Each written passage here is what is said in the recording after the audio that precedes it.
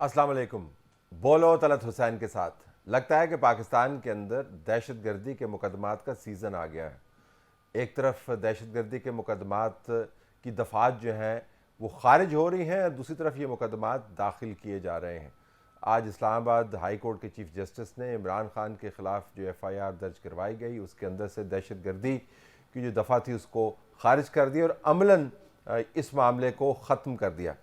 इसके ऊपर कानूनी ओपिनियन पहले से डिवाइडेड थी कि आया इमरान खान के बयानात, उनकी इश्ताल अंगेज़ तकारीर क्या एंटी टेररिस्ट एक्ट की दफ़ात को अट्रैक्ट करती हैं या नहीं। लेकिन आज मोहतरम चीफ जस्टिस ने ये मामला तय कर दिया।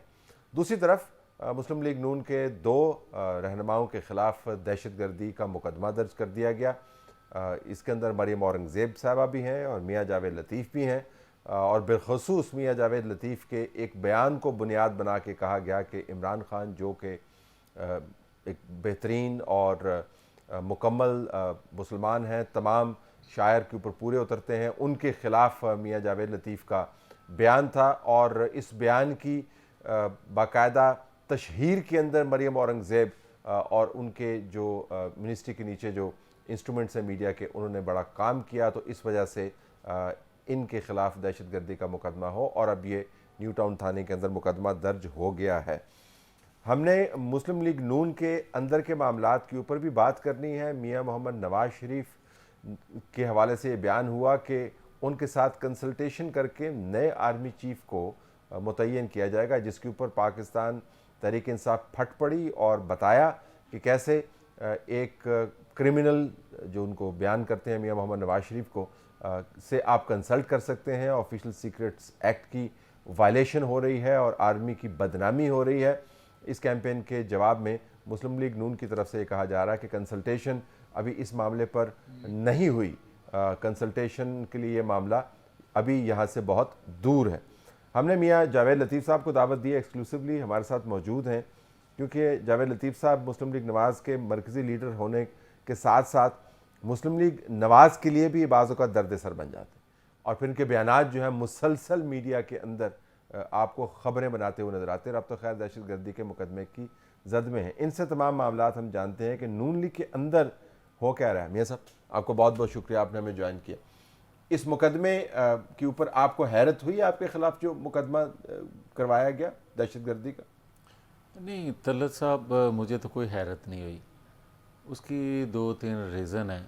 आप देखें कि जो आपने ख़ुद कहा कि कानूनदानों की तकसीम राय थी इमरान खान पे दहशत गर्दी के FIR के हवाले से, तो आप देखें कि एक बंदा जो है वो एक जज को ललकारता है, अदारों में बैठे लोगों को मीर जाफ़र मीर सादक कहता है, और उसके साथ अगर कोई खुफिया मुलाकात होती है और उन्हीं लोगों की होती है जो जिनको वो मीर सादक और मीर जाफ़र कहता है, वो कहता है कि मेरे ख़िलाफ़ साजिश करने वाली एक स्टेट है और उसकी के थिंक टैंक की मेंबर से वो खुफिया मुलाकात करता है, मगर वो सादक और अमीन भी है, मुहिब वतन भी है, दहशत गर्द भी नहीं है जिस तरह कि आज डिक्लेयर कर दिया गया कि वो दहशत गर्द नहीं है।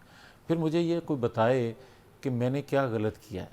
मैंने ये कहा है कि भाई आप जो कुछ ईमान रखते हो नहीं रखते, आपका जो कौलो फेल है, मुझे उससे कोई सरोकार नहीं, ये आपका और अल्लाह का मामला है। मैं नहीं होता, मैं नहीं कह सकता किसी को कि ये कलमा गो मुसलमान है या नहीं है। लेकिन आप ये आप एक सेकंड, एक सेकंड सुनिए। आप समझते नहीं हैं क्या मियाँ साहब कि जब आप ये बयान देते हैं तो बुनियादी तौर पर जिस वजह से भी आप बयान दे रहे हैं, आप एक आर्गूमेंट बिल्ड कर रहे हैं, मजहबी दीनी मामलात आर्गूमेंट बिल्ड कर रहे हैं। इमरान खान को मजहबी दीनी शरी मामलात के ज़रिए आप कॉर्नर कर रहे हैं, आप उनको एक ख़ास तरीके से डिफ़ाइन कर रहे हैं। आपको पता है इसकी इम्प्लीकेशंस क्या होंगे ना? मैं एक अर्ज़ कर दूँ तलत साहब, मेरी आप प्रेस कॉन्फ्रेंस देख लें, मैंने उसमें कहा कि इसके इर्द गिर्द जो लोग बैठे होते हैं कम से कम वही इसको समझा दें। मैंने ये अर्ज़ किया और आज भी कर रहा हूँ, मैंने ये कहा कि खुदा के लिए आपको जिस चीज़ का इल्म नहीं है आप ये कहते हो कि यूरोप को मैं ज़्यादा जानता हूँ उनके रहने वालों से, आप जानते होंगे। आप कहते हो कि मैं पाकिस्तानियों को जानता हूँ पाकिस्तान में रहने वालों, आप दुनिया को जानते हो। आप दुनिया के अदारों में बैठे लोगों से ज़्यादा आप जानते हो कि कानून क्या है, आइन क्या है, जो मर्ज़ी करो आप। हमारा सिर्फ नुक्ता ये है कि खुदा के लिए पब्लिक प्लेस पे आप इस तरह की बातें ना किया करो। आप डिफाइन कर रहे हैं कि वो अच्छे मुसलमान है या नहीं है, इसी से मजहबी मुनाफरत फैलती है, यही एफआईआर की मुकदमे की बुनियाद बनता है। क्योंकि देखें, आप कलमा गो हैं, हम सब कलमा गो हैं, हमारा ईमान है, और जो हमने पढ़ा, जो हमने जाना, जो हमने माना, वो हमारे ईमान का हिस्सा है।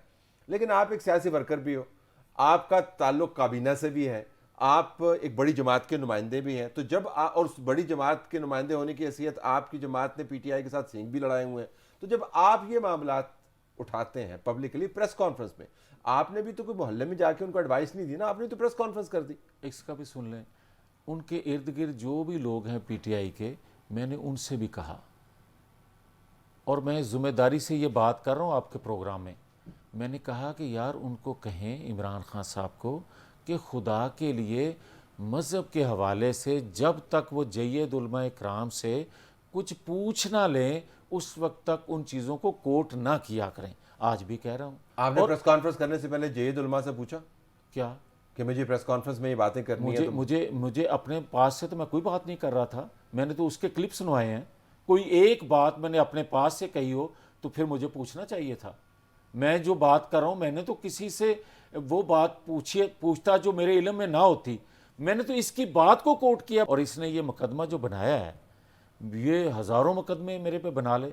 मैं तो समझता हूँ कि इसने आईजी इस्लामाबाद को ललकारा था ना, उसको धमकी दी थी ना, एक जज को धमकी दी थी कि ये मुकदमा बना, मैं उस आईजी को फूलों का हार पहनाऊंगा, आईजी पंजाब को, जिसने मेरे पे इसके कहने पे मुकदमा बनाया, कि चले मेरी आकबत ही संवर जाएगी।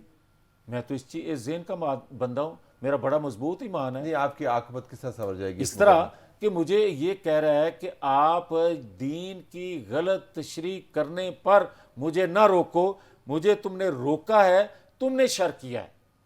मैं तो ये कहता हूं कि अगर आप दीन की तशरीह गलत करोगे तो मैं तो रोकूंगा। यहीं में तो मसला खड़ा होता है, आप इस गलत सही में क्यों पढ़ते हैं? इसी भाई से तो ये इसको मुकदमा। क्यों नहीं रोका जाता? तलत साहब, आप मुझे ये कहें, बताएं कि आप कितनी देर से ये बात कर रहे हैं कि इसी बात से मसला होता है। मैं आपको ये सवाल पूछता हूं कि भाई एक दफ़ा गलती होती है, 4 दफ़ा, 100 दफ़ा, और भाई बार बार आप वही बात करते जाएं और गलत करते जाएं। आप सियासत के हवाले से झूठ बोलते हैं सुबह से शाम तक, हमने बर्दाश्त किया। आप इंतकाम लेते हो लोगों से, हम बर्दाश्त करते हैं। मुल्क में जितने जय्यद उलमा मौजूद हैं, जितने शरई मामलात को बड़ी गहरी नज़र से समझने वाले हैं, पढ़े लिखे हैं, बहुत बड़े दारुल उलूम से उनके पास डिग्रियां मौजूद हैं, वो फतावा दे सकते हैं, वो क्यों नहीं बोलते? जावेद लतीफ़ क्यों बोलता है? ये सवाल बनता है ना। जी बनता है आपका, मगर मेरा सवाल आपसे फिर वही है कि कोई बताए कि मैंने अपने पास से कोई सवाल उठाया है, मैंने कोई ऐसी बात की है कि मुझे रहनुमाई की ज़रूरत पेश आए। मैंने तो बात की है इसकी की हुई बात। हाँ, जो मैंने क्लिप सुनवाए हैं, कोई एक क्लिप तोड़ मरोड़ के मैंने पेश किया हो, मैंने उसकी गलत तशरीह की हो, फिर मैं मुजरम हूँ, फिर मुझे सज़ा मिलनी चाहिए। मैं फिर अल्लाह के हजूर भी जवाब दूँ, अदालतों को भी जवाब दूँ दुनिया में। मगर जब मैं बात इसी की कर रहा हूँ, कोई एक बात कहे कि ये इसने अपने पास से की है, ये बात मैंने नहीं की, या आज तक उसकी वजाहत की हो, फिर भी आप सही कह रहे हैं। तो आप नहीं हटेंगे इस मामले से? हटें, मैं कहता हूँ इसको हटाएंगे। आपके वैसे जो बयानात है ना, वो सिर्फ दीनी मामलात से मुतल्लिक नहीं है, अपनी जमात के बारे को भी आप लपेटते रहते हैं बीच में। मतलब आपने कह दिया कि वज़ीर आज़म वजाहत करें, बताएं, मैं समरी फॉर्म में बता रहा हूँ, इंटीरियर मिनिस्टर बताएं कि जी वज़ीर आज़म कौम को एतमाद में क्यों नहीं लेते, नवाज शरीफ को इंसाफ क्यों नहीं मिल सकता। मतलब अपनी पार्टी के ऊपर भी हमले करते हैं। आपको मेरे ख्याल में ये बयान नहीं तलत साहब रुक जाएं जरा। हाँ, मैं वैसे जानना नहीं, चाहूँ आपके बयान जो है सबसे ज़्यादा धमाका खेज क्यों होते हैं? अच्छा एक सेकंड, आप इसको धमाका कहें या जो भी कहें, मुझे ये बताएं कि अगर जमात के अंदर मुझे कोई बात पसंद नहीं आती या पब्लिक वही सवाल करती है, तो मैं उनसे सवाल कर लेता हूँ। तो मैं अपने ईमान के मुतल्लिक़, अपने दीन के मुतल्लिक़ अगर कोई बात कहेगा तो उस पर खामोश रह सकता हूँ। आप ही जवाब दे दें। यानी आप सियासी मामला अगर उठा सकते हैं, दिली मामला क्यों ना उठाएं? सियासी मामला की जब आपने उठाया तो राना सनाउल्लाह साहब से मैंने पूछा 7 सितंबर 2022 को, उन्होंने कहा कि जावेद लतीफ़ साहब को ये प्रेस कॉन्फ्रेंस के ज़रिए मुझसे नहीं पूछना चाहिए था, ना मुझे टॉक शो में जवाब देना चाहिए। इन चीज़ों के मुताबिक इतनी खबर है जितनी मेरे पास है। मेरे ख्याल में उन्होंने प्रेस कॉन्फ्रेंस करने के लिए ये सब कुछ सारी बातें की। मेरा ख्याल है उन्होंने प्रेस कॉन्फ्रेंस करने के लिए ये सारी बातें की। राना सनाउल्लाह, आपके हल्के में और उनके हल्के में कोई ज़्यादा फासला नहीं है, काबीना में आप साथ साथ बैठते हैं, एक ही जमात के नीचे बैठे हुए हैं, तो आपके पार्टी के मेंबरान सियासी मामलात पर भी कोई आपसे खुश नहीं है और ठग जाके प्रेस कॉन्फ्रेंस कर देते हैं। नहीं तलत साहब देखें, राना सनाउल्लाह साहब जो बात करते हैं वो भी ठीक कर रहे हैं, इसलिए कि जो उनके दायरे इख्तियार में है वो तो वो कर रहे हैं। जो पब्लिक सवाल करती है कि भाई आप एक गुनाह जिससे सरजद हुआ है इमरान खान से आइन कानून के हवाले से, जिस पे इलेक्शन कमीशन का फ़ैसला आ जाता है, तो आप उसको कटहरे में क्यों नहीं खड़ा करते। दूसरा वही पब्लिक सवाल करती है कि अगर मौजूदा काबीना समेत मुस्लिम लीग समेत दीगर सियासी जमातों के कायदीन समेत ये कहते आ रहे हैं हुकूमत बनने से पहले कि नवाज़ शरीफ को गलत सज़ा हुई, नवाज़ शरीफ बेगुनाह हैं, तो आप 4-6 माह की हुकूमत आपकी हो गई है, तो आपने उस हवाले से अब तक क्या एक्शन लिया उनकी बेगुनाही साबित करने के लिए? उनको क्या आज तक रिलीफ मिला? आप ठीक है सियासत कुर्बान करके रियासत को बचा रहे हैं, मगर क्या आप पे ये फ़र्ज़ और लाजम नहीं कि जिस सियासत और रियासत के लिए नवाज शरीफ कुर्बान हो गया उसके लिए आपने क्या कदम उठाया? ये वो सवाल थे जो पब्लिक के हैं, वही मैंने किए। और मैं ये राना सनाउल्लाह से सवाल नहीं पूछती? एक सेकंड, मैं ये बात सिर्फ प्रेस कॉन्फ्रेंस में नहीं करता, मैं पहले भी कह चुका हूँ कि मैं काबीना मीटिंग में भी करता आया हूँ। मैं सबसे ये सवाल करता आया हूँ कि भाई ये सवाल लोग हमसे करते हैं कि आपने अब तक जो कुछ ये करता आ रहा है इसके हवाले से क्या एक्शन लिया है और क्या रुकावट है। फिर मैंने ये बात कही कि आप पार्लियामानी कमीशन बनाएं। फिर मैंने ये बात की कि आप दीन के हवाले से ये जो गुफ्तगू करते हैं साहब, इनको इस्लामी नज़रियाती कौंसल के सामने लाया जाए, इसको शरीयत कोर्ट में लाया जाए। ये तो मैंने सवाल उठाए। आप ही तलत साहब मुझे बता दें क्या इसमें मैं गलत डिमांड तो कर क्या रहा जवाब हूँ? और मिलता है? शरीयत नहीं, मुझे कोर्ट क्या किस लिए होती है? आपको क्या जवाब मिलता है? फिर देखें ना आपके साथ प्राइम ये मिनिस्टर मुकदमा मिलता है। नहीं, ये तो उन्होंने करवाया ना। ये सियासी सवालों के जवाब आपको अपनी पार्टी से क्या मिलते हैं? भाई मैं जो बात आपने सवाल किया उसका जवाब दे चुका, अब इससे और जवाब मेरे से क्या चाहते हैं आप? नहीं नहीं, मैं जानना चाहता हूं कि जब सियासी मामलात पर भी आपको अपने सीनियर कोलीग्स बशमूल प्राइम मिनिस्टर ऑफ पाकिस्तान से ये सवाल करने पड़ते हैं, तो पब्लिक फिर ये भी सवाल कर सकती है ना। बतौर साफ़ी मैं ये भी जानना चाहूँगा आपसे कि आपकी कितनी मजबूरी है कि इन सवालों के जवाब के आपको नहीं मिलते प्राइवेटली? क्या वज़ीर आज़म आपको एतमाद में नहीं लेते? अब मैं दीनी शरी मामला से हट गया हूँ, एक अब आपकी पार्टी के अंदरूनी मामला मेरी बात सुने। देखिए हमारी जमात के अंदर जमहूरियत है, इख्तलाफ राय रखने का हर एक को हक है। फ़ैसला जब कायद कर लेते हैं फिर सब उसको मानते हैं, वो हतमी बात होती है। अब आ जाएँ जो आप सवाल कर रहे हैं कि मैंने वो बात प्रेस कॉन्फ्रेंस में क्यों कही। मैंने जो प्राइम मिनिस्टर से मुतालबा किया वो ये था कि आप पार्लियामानी कमीशन बनाएं। वो आज भी कहता हूँ, ये बात मैं अकेला नहीं कह रहा, ये पार्टी के वर्कर भी पूछते थे। और पार्टी के वर्कर को बताना उनको, ये इसलिए मैं एक सियासी कारकुन हूँ, मैं ये बात कहना चाहता हूँ कि ये सवाल हम कर रहे हैं, ऑलरेडी कर रहे हैं।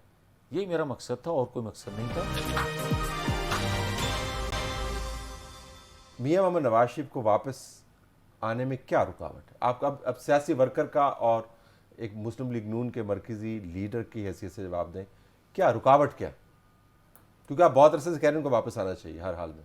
देखिए मैं अब भी ये समझता हूँ, यही मेरी ज़ाती राय है एक सियासी कारकुन के तौर पे, कि जो इमरान खान को आज भी रुकावट हैं उन तक पहुंचने तक, या उनको आज भी जो लाडला जिसने रखा हुआ है वही रुकावटें अभी हैं नवाज शरीफ के सामने वापसी में, मैं ये समझता हूँ।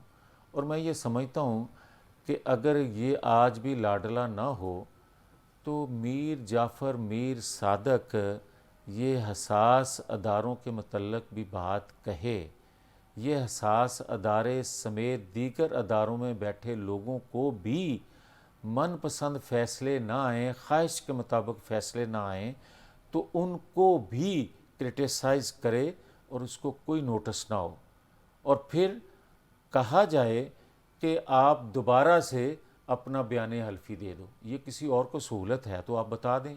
फिर मैं अगर ये कहने में हक बजानब नहीं हूँ कि जस्टिस शौकत सिद्दीकी साहब ने जो कहा कि 3 अदारे जो हैं उन्होंने इसके बुत को तराशा बनाया, और जब तक उस पोजीशन में ना लाएं ये न्यूट्रल होने की दलील नहीं हो सकती, या लेवल प्लेइंग फील्ड नहीं उसको कहा जाएगा कि आप एक के हाथ पांव बांध दें और दूसरे को अजदहा बना के सामने खड़ा कर दें। ये वो चीज़ें हैं जिसकी वजह से कुछ नवाज शरीफ की वापसी में चीज़ें, लेकिन आपने बैठे बैठे एक और कट्टा खोल दी है जी बताइए। आपने न्यूट्रलिटी की ऐसी की तैसी कर दी। कैसे? मतलब आपने बैठे बैठे कह दिया जी कि एक आपके हाथ पांव बंधे हुए हैं, दूसरे को अजदा बनाया हुआ, उसको प्रोटेक्ट किया जा रहा है, फिर मुझे और जब तक ये नहीं खत्म नहीं होगा तब तक न्यूट्रलिटी नहीं है। सो आपकी नज़र में भी न्यूट्रलिटी डजंट एग्जिस्ट यार, तो कट्टा ही खोला है ना आपने, और क्या किया? आप कट्टा खोलें या वच्छा खोलें मैं तो आपको ये बता रहा हूँ तलत साहब कि आप ही मुझे ये बताएं कि नवाज शरीफ को किस तरह सज़ाएं दी गईं। ये जस्टिस शौकत सिद्दीकी भी कहते हैं, ये राना शमीम को भी बयान हल्फी वापस लेना पड़ता है, ये साकब निसार की भी ऑडियो आती है, ये अरशद जज की भी वीडियो सामने आती है, उनको सज़ा हो जाती है या नोटिस हो जाता है, और जो बंदा है विक्टिम उसका, जिसको सज़ा हुई है, उसको आज तक पूछता नहीं। मैं ये आपको कहता हूँ, सवाल करता हूँ, बल्कि क्योंकि आप बहुत से सवाल आपने उठाए हैं, एक मुझे भी करने की इजाज़त दें। ये बताएं कि जावेद हाशमी एक सवाल उठाते हैं, एक प्रेस कॉन्फ्रेंस करते हैं, एक असेंबली फोरम पे खड़े होकर वो बात करते हैं कि नवाज शरीफ को किस तरह हटाया जाएगा, इस दफ़ा जुडिशरी से ये काम लिया जाएगा, बकौल जावेद हाशमी, मैं नहीं कह रहा। और फिर आज तक जावेद हाशमी को नोटिस हुआ? बुलाएं ना भाई उसको। फिर आप मुझे ये बताएं कि राना शमीम कह रहे हैं, शौकत सिद्दीकी कह रहे हैं, और यहाँ तक कि तलाल चौधरी ने भी एक साकब निसार के हवाले से इंकशाफ कर दिया। क्या यार, आप अरशद मलिक जैसा बंदा जो दुनिया में नहीं रह गया, अल्लाह उसको माफ़ कर दे, आप इंतज़ार कर रहे हैं कि सबूत ख़त्म हो जाएं? आप क्यों नहीं एक कमीशन बना देते? इन लोगों को क्यों नहीं बुला लेते और ये बात बता दें ये सच कह रहे थे, ये गलत कह रहे थे, दूध का दूध पानी का पानी हो जाएगा। भाई, आप 8 साल बाद इलेक्शन कमीशन में एक फैसला आता है और उस पर अमल दरामद आज तक नहीं हो सकता, क्यों भाई? और क्या 8 साल मजीद लगेंगे उस पर अमल दरामद होते? और आपको ये मैं कह रहा हूँ, दर्जनों अरकान असम्बली इस बात पे ताहयात नायल हो चुके हैं, बशमूल नवाज शरीफ के। भाई, आप किसी को कहा जाता है आपने बेटे से तनख्वाह नहीं ली, और किसी को कहा जाता है कि ये 10 रुपये आपके फलां अकाउंट में थे जिसको आप ऑपरेट भी नहीं कर रहे थे, मगर आपने शो नहीं किया इलेक्शन फॉर्म में, लिहाजा आप ताहयात नायल हैं। और आप कई अकाउंट जो हैं वो जाहिर नहीं करते और आप लाडले हैं। फिर मैं क्या गलत कह रहा हूँ भाई? आपने ज़बरदस्त सवाल किया, उसमें बड़ी फसाद के साथ बयान किया। गुजारिश ये है कि इसी फसाद के साथ अगर नहीं तो कम से कम यही बात है तो नवाज शरीफ फिर आके प्रेस कॉन्फ्रेंस करें, वो करें बातें। शहबाज शरीफ जिनके भाई हैं, जो प्राइम मिनिस्टर हैं, वो आके बातें करें। उनकी दुख्तर जो है मरियम नवाज जो है, वो खड़े होकर प्रेस कॉन्फ्रेंस करके बातें करें। यानी जिनके हवाले से आप ये बातें कर रहे हैं और बड़े जज्बात के साथ और संजीदगी के साथ और कमिटमेंट के साथ ये बातें कर रहे हैं, वो तो ये बातें करते नहीं है। जावेद लतीफ़ क्यों करता है? सवाल मतलब ये सवाल बनता है कि नहीं?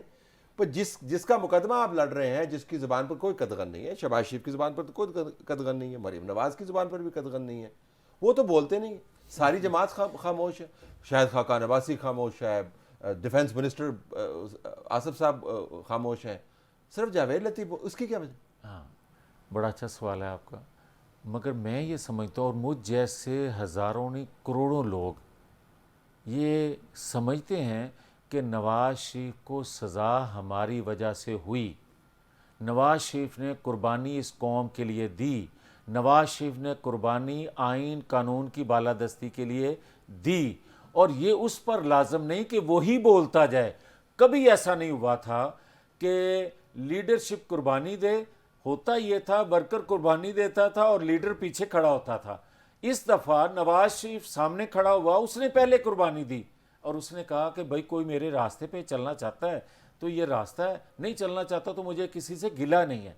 तो मैं समझता हूँ कि बतौर एक सियासी वर्कर के, मेरी जमात का वो सरबराह है, उसका जो मौक़िफ़ था मैं उसको ओन करता हूँ। वो मौक़िफ़ दुरुस्त था, पाकिस्तान की बालादस्ती के लिए, पाकिस्तानी कौम की खुशहाली के लिए और आइन की बालादस्ती तो के आप लिए। जो कहते हैं नवाज शरीफ का मौक़िफ़ है ये, जो आप कहते हैं बातें करते हैं, नवाज शरीफ का मौक़िफ़ है ये? कुछ बातें जिस तरह अभी आप कोट कर देंगे कि ये आपको नवाज शरीफ ने कहा था, नहीं, मैं नहीं कहा कोट होगा। करूँ। नहीं, मैं नहीं कोट मगर करूँ। मगर मैं ये तो वाक़ईतन मगर जानना चाहता मगर हूँ। मगर जो आप नज़रिए के हवाले से जो आप बात करते हैं कि तुम क्यों बोलते हो, कोई और नहीं कोई बोलता, तो मैं समझता हूँ मेरे पे जिम्मेदारी है, ये उनका बयानिया है, मैं बोलता हूँ, बोलता रहूँगा। बाकियों पे कोई जिम्मेदारी नहीं है, कुछ समझे ना समझे। उनकी बेटी भी ना समझे। उसकी बेटी क्या कम बोली है? इस उसकी तरह बेटी, मेरी बात सुने ना, उसकी बेटी, यार तले साहब, आप भी औलाद वाले हैं। मैंने करीब से बहुत सारी चीज़ों को देखा है जो मैं कोट नहीं कर सकता। दिल दुखी है इस बात पे। आप यार 2 घंटे लेट गिरफ्तार कर लेते। अब बाप के सामने, वो भी जेल में है बाप, आप उसको बाहर आने नहीं देते और उनके सामने गिरफ्तार इसलिए करो कि वो टूट जाए अंदर से। आपने क्या कुछ नहीं किया। आप मुझे ये बता दें कि क्या मरियम नवाज शरीफ किसी की बेटी बहन नहीं है? और जब वो जाए जेल में और जो सलूक आप करो उसका अशरे शीर भी मुंह से कोई कह दे तो पाकिस्तान में एक नया फितना फसाद खड़ा हो जाए। मैं ये कहता हूं कि उनका हौसला है, उस फैमिली का हौसला है कि सब कुछ बर्दाश्त करने के बावजूद भी वो पाकिस्तान के वसीतर मफाद में कहते हैं आओ आगे चलें। फिर भी उनको कहा जाए ये गद्दार हैं, ये मोदी के यार हैं। आपको याद नहीं है कि इलेक्शन से पहले, 2018 के इलेक्शन से पहले ये कहा गया कि नवाज शरीफ ने इतना पैसा इंडियन अकाउंट में भेज दिया कि जो जितना बजट भी नहीं है पाकिस्तान का। क्या आज तक वजाहत आई कहीं से? जो उसका नुकसान हमें हुआ वो किसी को अंदाजा है? और जब आप कह देते हो कि ये डाकू है, जो चोर है, 6 माह का बच्चा जो है, जो जब वो पैदा हुआ तो उसने सुनना शुरू किया कि नवाज शरीफ गद्दार है, नवाज शरीफ हाईजैकर है, नवाज शरीफ डाकू है, नवाज शरीफ चोर है, और आप एक दमड़ी की चीज साबित ना कर सको मगर वो डाकू का डाकू खड़ा है। और जिसने सारा कुछ चोरी कर लिया तोशा खाने का, बाकी देखें, मैं अरबों खरबों की तो बात नहीं करता, जो चीजें साबित शुदा हैं वो तो बात कर लो यार। आप मुझे ये बताओ कि नवाज शरीफ से आप पूछते हो कि ये कोट कहां से लिया? आपके वसाइल इजाजत देते हैं? आप पाकिस्तान बनने से पहले के कारखानेदार हो और आपसे पूछते हैं कि ये कोट कहां से आपने खरीदा? आपका रहन सहन आपकी आमदन से मुताबिकत नहीं रखता। और जो सारी उम्र का वेला है, जो अरबों खरबों रुपए खर्च कर रहा है, जहाज को, हेलीकॉप्टर को रक्षे की तरह घुमा रहा है, उससे कोई सवाल ना पूछे कि आपका रहन सहन आपसे, आपके आमदन से मुताबिकत नहीं रखता, फिर मैं क्या करूं? आपने कुर्बानी की बात की, जुल्फ़िकार अली भुट्टो ने भी बड़ी कुर्बानी, जान की कुर्बानी दी, वर्कर्स से आगे जाके कुर्बानी दी। बेनज़ीर भुट्टो साहबा ने शहादत उनको मिली। उनकी पार्टी ने उनके बयानिए को कुछ आगे लेके गए, उनके ख़ानदान की तरफ से कुछ बयानात आए, लेकिन फिर ज़ाहिर वो पीछे हट गए। मेरा मानना ये है कि आपकी हुकूमत मौजूद है, आपके अंदाज से नहीं, किसी और अंदाज से इन मामलात को आप क्या नहीं समझते उठाया जाना चाहिए जिस तरह आप बयान करते हैं? क्योंकि मुझे लगता है कि आप एक लोनली वॉइस है। नहीं, आपकी कभी आपके कोलीग्स की तरफ से कोई आपको इंडोर्स नहीं करता, बस आप ही चले जा रहे हैं। नहीं, मैं तलत साहब कोलीग हूँ उस वर्कर का, मैं उस क्लास से हूँ जिसका दिल दुखता है। मैं उसका साथी हूँ जिन्होंने इस जमात को बनते बनाते यहाँ तक पहुँचाते देखा और रोल अदा किया है। वो भी मेरे से ज़्यादा कमिटमेंट वाले होंगे जो कैबिनेट में बैठे हैं पार्टी के लोग, मगर मैं समझता हूँ कि किसी के हिम्मत है, कोई करता है, कोई नहीं करता, कोई अपने ताई समझता है कि ये तरीका का ठीक है, उस तरह वो कर लेता है। मगर मैं समझता हूँ कि एक वर्कर गली कूचे में जो आवाज़ बुलंद करता है मुझे वो कहनी चाहिए। अभी आपने कोट किया जुल्फ़िकार अली भुट्टो को, बेनज़ीर भुट्टो को। मुझे ये बताएं कि अगर जुल्फ़िकार अली भुट्टो की फांसी पे लोग बाहर निकल आते तो शायद बेनज़ीर भुट्टो का कत्ल ना होता, और अगर नवाज शरीफ को हाईजैकर बनाकर 25 साल सज़ा ना दी जाती, उस वक्त पार्टी के अकाबरीन, वो सोच वाले भी और दीगर कारकुन भी सारे बाहर आ जाते, तो नवाज शरीफ को आज ताहयात नाहल सी पैक देने पे ना दिया जाता। मेरा तो ये ख्याल है।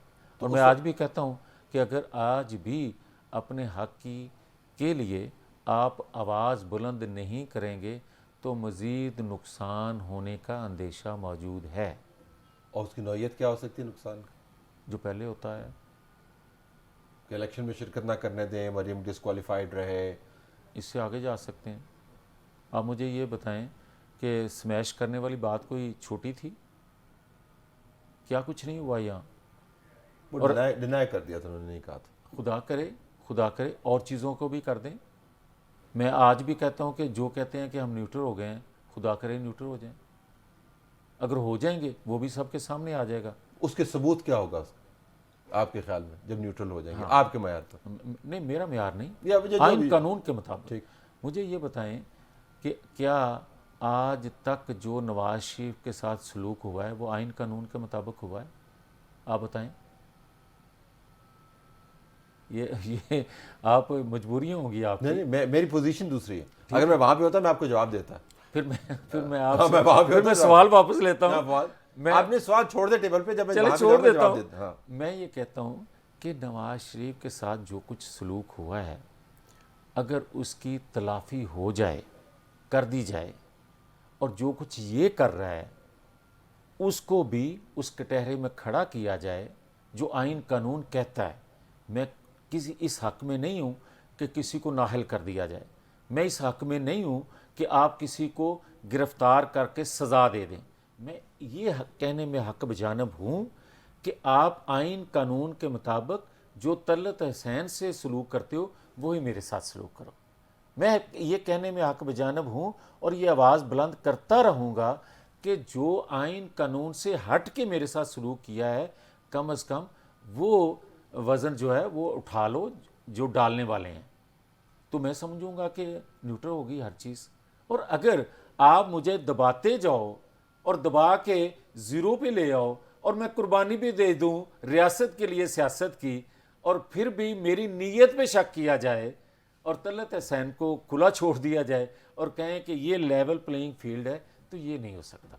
तो इसको कोई मानेगा नहीं। तो न्यूट्रलिटी तब इस्टेब्लिश होगी जब लेवल प्लेइंग फील्ड होगी, नवाज शरीफ के खिलाफ केसेस, मुकदमात जो हैं वो गलत सज़ाएं दी हुई जो हैं, दबाव के तहत की दी हुई सज़ाएं जो हैं, ख्वाहिश के मुताबिक दी हुई सज़ाएं जो हैं, और किसी को वो सेलेक्ट करने के लिए दी गई सज़ाएं जो हैं वो उसी तरह वापस होनी चाहिए। तो जनरल कमर जावेद बाजवा जो है अपनी टेन्योर के आखिरी 2-2.5 माह जो है वो ये करके गुजारे। फिर नहीं, मैं ये कहता हूँ कि तो ज़ाहिर है वही करेंगे ना आप। मेरी ऐसे तो सुने ना, ये जहाँ जहाँ से हुआ है, मेरा किसी से नहीं कि फलां है या फलां ए है, बी है, सी दो है। ही तो जगह है, तो भी पता कितों है। फिर मेरी अगर आपको पता है तो फिर मैंने जो आपसे सवाल किया था उस वक्त आपकी पोजीशन और थी, अब आपकी पोजीशन और मैंने है। कहा आपको पता है क्योंकि आप कहते रहे। नहीं, तलत हुसैन देखें, क्योंकि आपने कहा है कि आपको पता है कहाँ से हुआ है। मेरी बात सुने ना, अगर मुझे पता है तो पता आपको भी है।